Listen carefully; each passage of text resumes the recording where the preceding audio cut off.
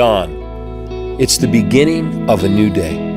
And with each new day comes new opportunities, new adventures, a fresh start.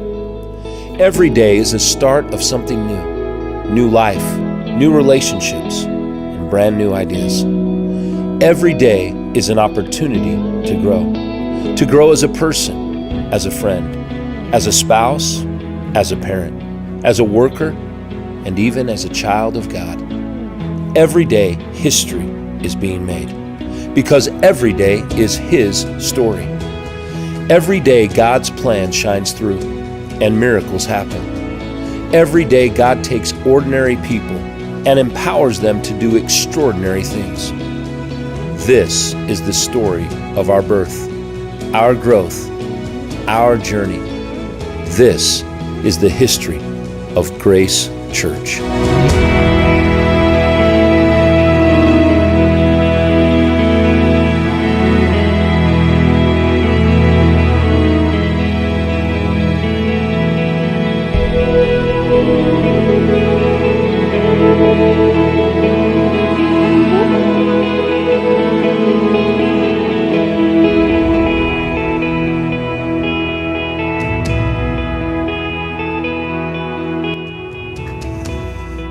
Wow, it's hard to believe this is the exact bedroom where the dream to start Grace Church was birthed in my mind. It looks a whole lot better than it did when I was maintaining it, but it's the same place, same space. You know, God does great things when you dream big dreams. Sitting in the very location where the dream was birthed in my mind for Grace Church is an overwhelming sense of nostalgia. I can think back to the exact time somewhere around 1980 when I had been thinking that, well, I guess I believed what people told me. If you trust God, He'll use anybody. I know that sounds like a lot going on in the mind of a teenager, so I decided to share it with my good friend Greg Steer. And we sat in my room right next door and we started drawing circles and graphs and what would a church look like that not only shared the love of God with people, but lived it. And we started writing the plans for Grace Church. And sure enough, in 1989, I'll never forget that either, January 22nd, 1989, we'd left our current pastor's house, been watching a football game. We were both youth pastors. And I remember telling Greg that night, he was still living with me. He had gone home a few times over the past 9 years. And I said, man, let's start that church. And he goes, now? And I said, well, what better time than the present? And so that night we got on our knees and we just started praying. Remember, my wife went to bed, and many moments in our prayer time, it was just silent. We were just waiting on God to move. Went to bed about 12:30 a.m. and I'm not a huge sleeper. So about 3, I woke up and I went out and I shook Greg and said, let's go plan the church. We go over to Denny's on what used to be Denny's on 80th and Wadsworth, and we'd sit there and plan. I'll never forget our waitress, Billy, this older gal that was just such an encouragement. She'd have our breakfast ready because we started doing that every day for almost 3 months, Monday to Monday, every week. But really for me, just being next to the room where the dream was launched and really where it was born in my mind and my heart, is a picture of God being willing to use anyone. You know, if you dream big. Dream about something that's far beyond your resources, beyond your abilities, beyond your giftedness, and trust God to make it happen. Because Grace Church is a picture of that very kind of dream.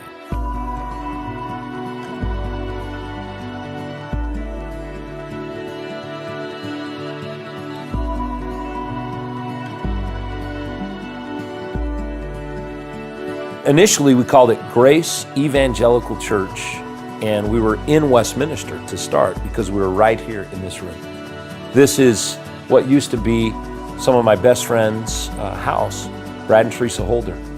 And how they really came into the picture is that Brad had a dream to start a haunted house in 1983, and Shelley and I were working with him, Greg too, and we had a lot of fun. We'd share the gospel at the end of every tour of this frightmare. And so we thought, wow, maybe we could do something with this concept of church, real people coming to a real place.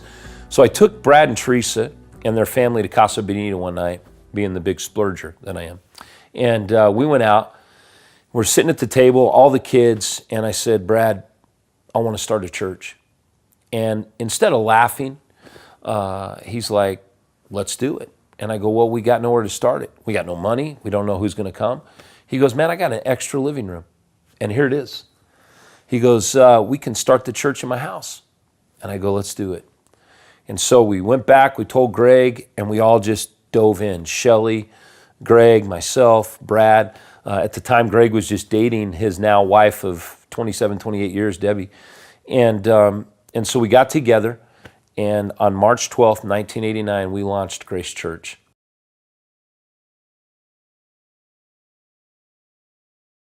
Well, this is exciting.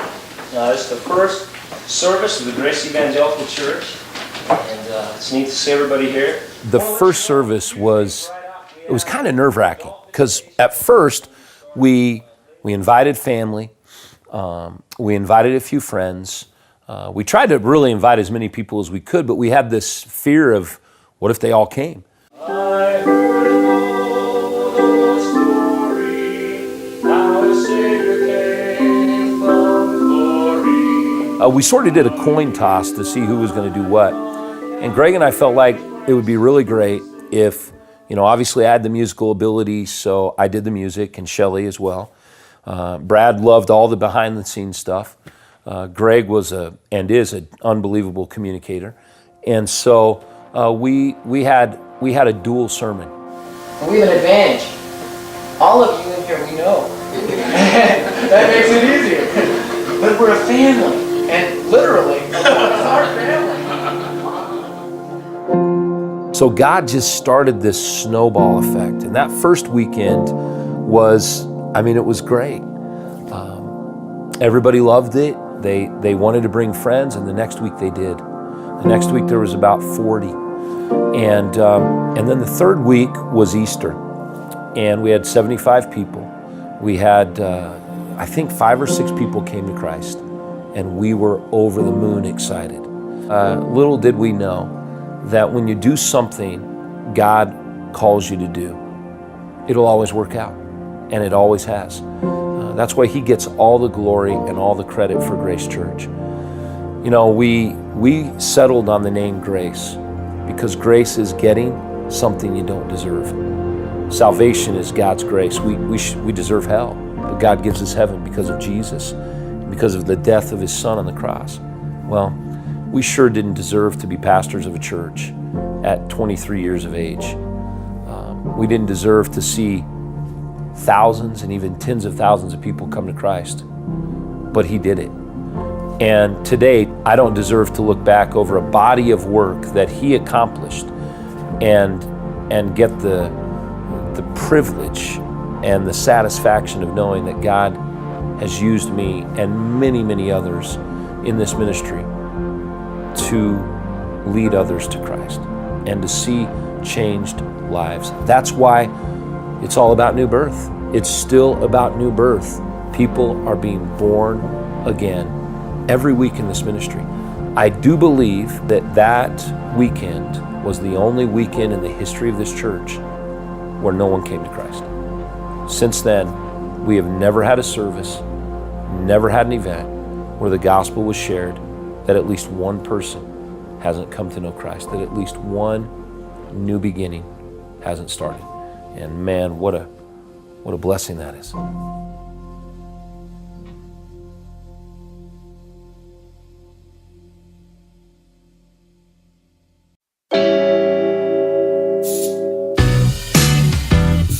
So here we are in what we now affectionately call the lodge, but this was home. This was home for a long time. After a while, Grace had moved 5 times. I had been told over and over and over again by church gurus that moving more than a couple of times in the first year was almost like sudden death. You weren't going to exist. But we moved from Brad and Teresa's house, to the ILAC Daycare Center. That alone should have killed us. We had an upstairs room that held about 100 people, and we moved in there about June.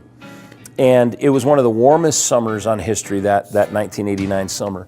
And it was a room surrounded in glass with no air conditioning. And it was so hot. We used to make jokes. I remember one time Greg got up to speak and he said, "Guys, today I'm talking about hell. We're here." And it felt that way. We were only in the ILAC Daycare Center for a couple of months, and we ended up moving to 82nd and Sims. Ironically, this building has been known as Christ Community Covenant Church, and now the Jeffco Apex. We grew to about 400 adults. The youth group was large at that time, and then we had to move. So we headed over to Pomona High School, and we met in their theater room. That was tough. It was dark. We had to set up church every week. We really lost our identity. About 7 months later, they said, "Why don't you come back? Nobody's going to buy the building." So we moved back to the old facility there on 82nd and Sims and continued to grow. Then the facility was finally sold. At that point, we looked and looked and looked, and the only place we could find was the Seventh-day Adventist Church on 64th and Salisbury. This would complete now our 5th move, and we moved over there and totally lost our adult identity. What I mean by that is we had a huge gymnasium that doubled as a skating rink, and they actually had skates. So youth group grew. We had about 200 teenagers coming out every Thursday night to Street Beat. On top of that, Bob Douglas, a pastor in South Aurora, wanted me to come down and start a youth ministry for him in his church. So myself, Donnie Coxey, Brad Holder, sometimes my wife, my son Jordan, who was only at that time about 10 years old, would drive down there every Monday and do Street Beat South. So here we are at the Seventh-day Adventist, and Greg and I are just looking at each other going, "Man, there's been some good stuff here, but we're just shrinking." And suddenly we're driving around and we find this place. It was up for lease. The ministry that was here was moving out. The Church of God Seventh Day owned it, and we jumped at it. We had a meeting down in the basement, and only 60 people showed up. We said, "Guys, this is going to be 3 times as much as we're paying for the Seventh-day Adventist." And they said, "Go for it. God will provide." We moved in here again with no salaries, put our offices down the hallway. Greg was doing Dare to Share, which we had started about a year after we started the church. I was still doing the music ministry with my wife, and it was flourishing. We were pretty busy, and we didn't have any paid staff. Well, it was during that time that the elder team decided, "Rick, you got to be the guy. You got to be the lead pastor. I mean, it's been your vision, your baby." We knew Greg wasn't going to be here for the long haul, and so we started to make that transition. And I remember in 1994, when Pastor Jim came to me on behalf of the elders. At that time, we had 9 elders, and he said, "Rick, I know this is awkward offering you a job in the ministry you started, but the guys are ready to take a step of faith and have you be our first full-time lead pastor on salary." And he said, "So here's the amount." When he presented it to me, it almost made me sick to my stomach, because at that point I had 2 children.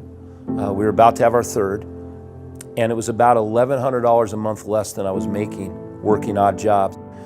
And so I turned away, and Jim goes, "Rick, listen, don't you believe God gave this church to you and put it on your heart?" I said, "Yeah."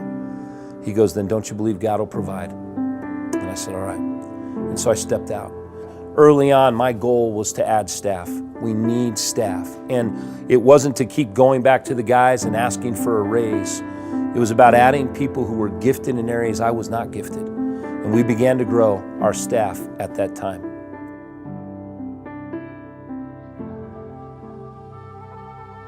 '97 was a big year. The year I met Paul and Robin Johnson. The year they really piqued my interest to continue pursuing a love that I had from the time I was young, and that was to travel to the Amazon jungle. I don't know why God gave me that kind of adventurous spirit or that kind of passion, but it just continues to burn in me. So we traveled, and when I say we, myself, Pastor Jim, and former Pastor Dan Smith, we went to the Amazon for nearly a month and just fell in love with the Shawnee Indians. Since that period of time, we have fully adopted the indigenous of Peru, the Shawi, 26 to 27,000 of them, as our main ministry focus. We've had multiple Westerners travel from our church. To date, somewhere around 600 people have traveled to the Amazon in a 20-year period from Grace Church. We've had multiple family members become missionaries there. To date, we have multiple missionaries from the tribe traveling the rivers for Grace Church. And we have many, many churches, dozens of churches in the Amazon who every single weekend are going through the exact same messages we have gone through as a ministry, and really bringing everybody together centered around the purposes of God. Our missionaries do not have to raise support. They are considered full-time staff. And that was sort of a revolutionary step of faith in 1998, because it was we were the first church to do what was called church-to-church missions, as far as we know.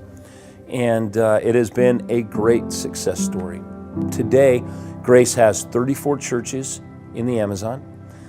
Today we have 40 indigenous pastors. We have 3 indigenous missionaries who travel the rivers and take all of the resources that we write and prepare. And we have Rick and Susie Glandon and Doug Usher, who are our Western missionaries, and they are full-time staff. I mean, they don't have to worry about raising support. They get to do the work of the Lord. And considering the fact that 100% of missionaries spend 50% of their time raising support, I'd say that we've been able to make an impact in the jungle. We've seen somewhere around 7,000 Shawi come to Christ since 1997, 98. And we have seen just over 4,500 get involved in churches. Between 1,500 and 2,000 go to church in the Amazon in 34 different villages every weekend. And we have seen to date nearly a third of that tribe fall in love with Christ and the purposes of God. And that commitment continues today.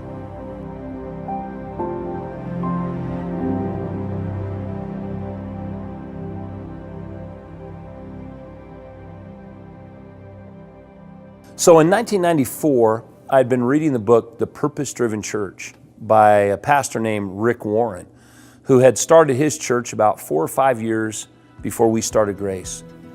And I was just reading chapter after chapter going, this is us, this is who we are. I'd never put the title purpose-driven to anything. I think he kind of coined that phrase. But as I looked at the purpose-driven model, I realized it was completely biblical. A couple years later, 1996, myself and a few of the staff members traveled to Saddleback Church in Lake Forest, California, just north of Costa Mesa. And it was kind of mind-blowing. Here's this church that, like I said, had started just a few years before Grace, and at that point had just over 15,000 members. They had moved 70 times in the first 10 years and grown to 10,000 before they had a building. So I'm thinking, what are we whining about? We learned so much, and I was just inspired by Pastor Rick, by his staff, and I knew that we would be a purpose-driven church. When we brought this back, and I was able to really interject it into everything that we did, we began to blossom. And in 1999, we experienced some of the most radical, explosive growth we had ever seen in this ministry. At that point, I was preaching 5 times in a weekend.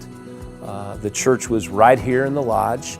We had somewhere around 350 seated in an auditorium that was only fire coded for $299, but we had that happening. Then downstairs, we had an overflow, about 110, 120 seats, looking at a little wall projector. And people would come, but it was so exciting what God was doing. People were coming to Christ every single service, every single week. And church growth statistics say that if you are 80% full in your parking lot or your auditorium, you're full. You won't grow. Guys, I have to tell you another miracle. we were 100 to 110% full in our parking and our services, most of them, and we continued to grow. So God just kept sort of helping us violate the laws of church growth. And it was exciting, very, very exciting. You know, when we moved in this facility, I don't know if you can picture it, but there were pews. Anybody know what those are? You know, not that pew, but I mean, I guess they were kind of like that too, but they're just long benches with rust orange covers. And then this stage was only about 6 inches off the ground, and my wife reminded me, only about 10 feet away from the wall. So we had to come in and remodel the whole place, but we didn't have the money, we didn't have the know-how, we just kind of did it as we went. We raised this stage up primarily for our very first Easter play. When we got rid of all the orange carpet and all the pews and bought chairs, it was a big, big step of faith. And then when we bought the materials for the stage, we said, well, why not do another play? We'd been doing plays back at the Seventh-day Adventist. My wife is an incredible director, amazing at drama. She has accomplished a great deal in that area, and we became very well known for our dramas. I mean, after all, some of the big churches that put on big dramas, it was more like watching, you know, a major theatrical environment or being in a major theatrical environment. When you came here, it was like being in a dinner playhouse, and it was so much more intimate. And Shelley demanded excellence in a very loving way, and man, the people of Grace delivered. Because we became so well known for our dramas, we ended up with, I think the very first year we did a drama in this facility, we did 4 shows. That was a lot of work because you had to tear down and set up for everything. Then we went to 7, then we went to 9, then we went to 13 dramas. We were doing dramas the whole week of Easter. It was like a long passion play. And we'd start on Tuesday night and we'd end on Sunday after all the shows. I mean, the staff was all volunteer. Nobody ever got paid, including Shelley. We all performed, sometimes multiple parts. All the materials that were needed were donated. The costumes were made by a member of the church. And you know, there's just so many people to mention that it would be impossible for me to do so without hurting someone. So I just have to say that countless people sacrificed for the sake of the gospel. The very last year that we did a drama in this ministry, in the facility, we saw just over 450 people come to Christ during the 13 shows. And we knew at that point, man, we've outgrown this place to almost a laughable degree, and we've got to do something.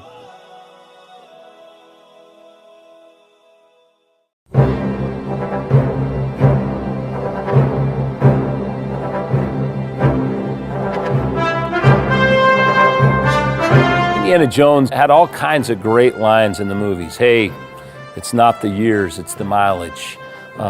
He said a lot of cool stuff. But there was a statement made to Indiana Jones in the Last Crusade, and it was said this way: Mr. Jones, you got to ask yourself what you really believe in. And the whole premise was, do you believe that all of these miraculous signs about God are true?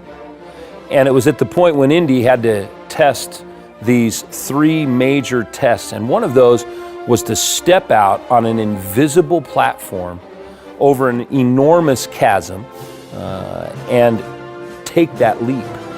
And I always think about that leap of faith, the leap of faith that God asks all of us to take in each and every area of our lives. As a matter of fact, this ministry, yeah, it's truly one of the biggest leaps of faith I've ever taken.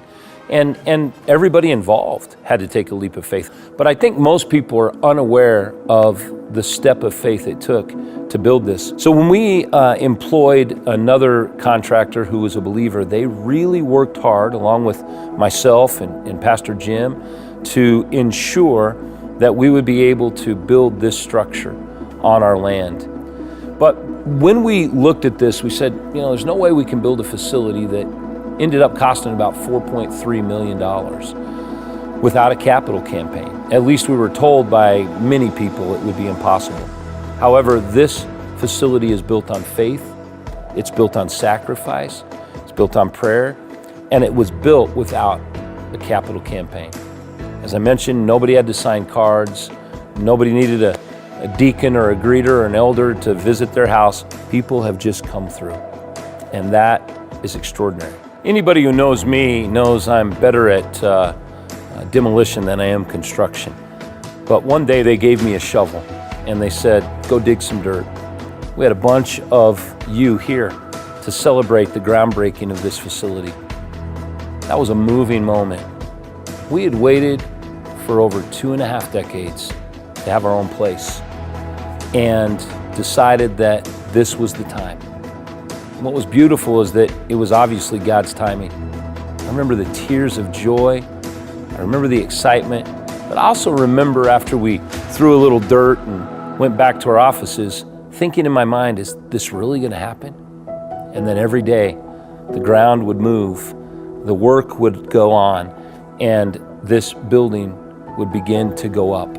I remember walking over here when the concrete floor was poured. I remember seeing the massive beams that form up this 50-foot ceiling. And every single step of the way, I was reminded of the miracle of growth. I had an idea that we'd bring everybody into the building when it was framed and have them walk around and pray throughout the facility and write their names and their prayers and their favorite verses on all the beams. So you can honestly say, or we can say, that this place is built on the prayers of people. In every wall, in every part of this facility are prayers and verses and people's names. You know, we talked about life, we talked about faith, talked about a lot of things in this video. But in all of that discussion, and all of what you've heard from me, new life, new beginnings, a new dawn, a new day is what it's all been about. You know, if you're watching and you can't honestly say, I know for sure that if I was to die, I'd go to heaven. My friend, here's what we're all about. John 3:16, for God so loved the world that he gave his one and only Son, that whoever believes in him will not perish, but have everlasting life. Every life begins and really ends at that reality. You see, when I come to know Jesus, the end of my broken, sinful man is done. Yeah, I got to battle with that until I get to heaven.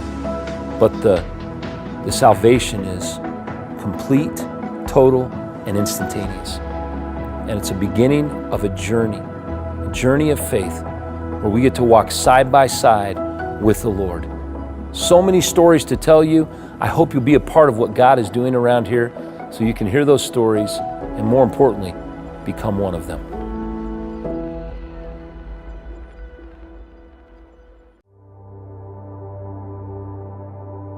So where are we going? I wish I knew. God didn't give us a crystal ball. He didn't give us prophetic knowledge of the future. But what God has given us is a perfect track record. You know, the Bible is a conglomeration of God's perfect stories. And in every situation, no matter how difficult it seemed, God always came through. There's a phrase that's used only one time in Scripture, in the nick of time. And it's a reference point to the fact that God comes through right in our eyes and in our minds like it's the last second. He hits the last second shot. He comes through and grabs your hand as you're just slipping out of the grip of whatever was holding you. And it looks to us like it's in the nick of time, but the truth is, it happens in His perfect timing. What's going to happen is, and I believe this in faith, we will continue to expand our community partnerships. Right now, our community partnerships are an enormous part of what we do, an enormous focus.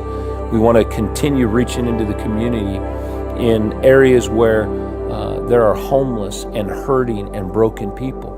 We're very involved in the social aspect of society, but we never want to just get people dressed up, if you will, and healthy and well so that they can go to hell. We want to get people to be cared for and loved.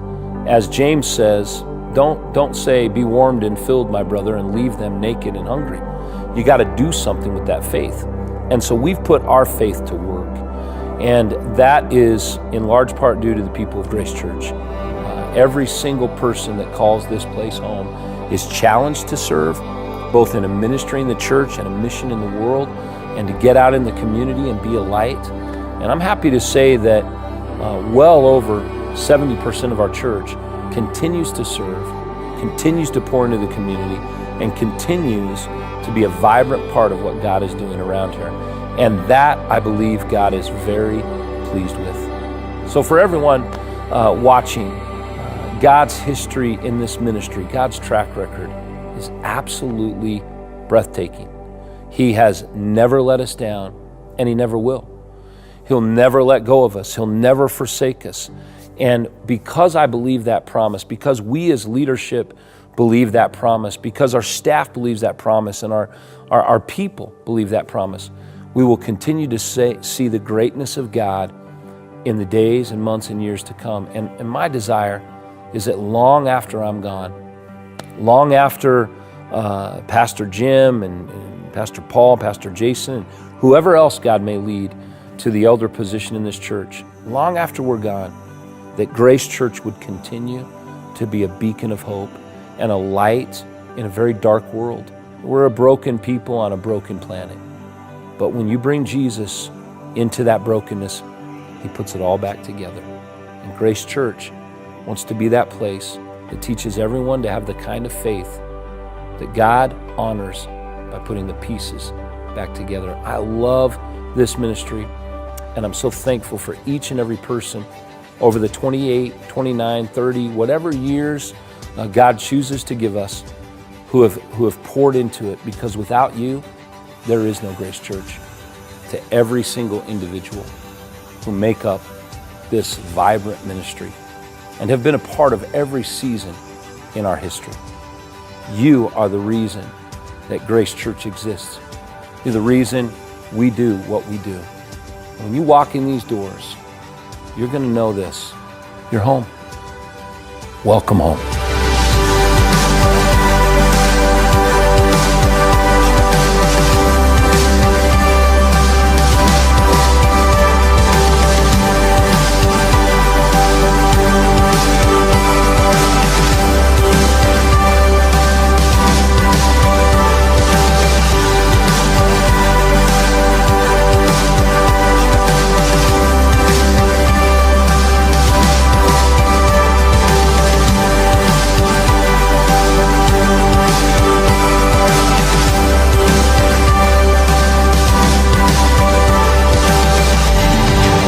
I press toward the mark of the high calling of God in Christ Jesus.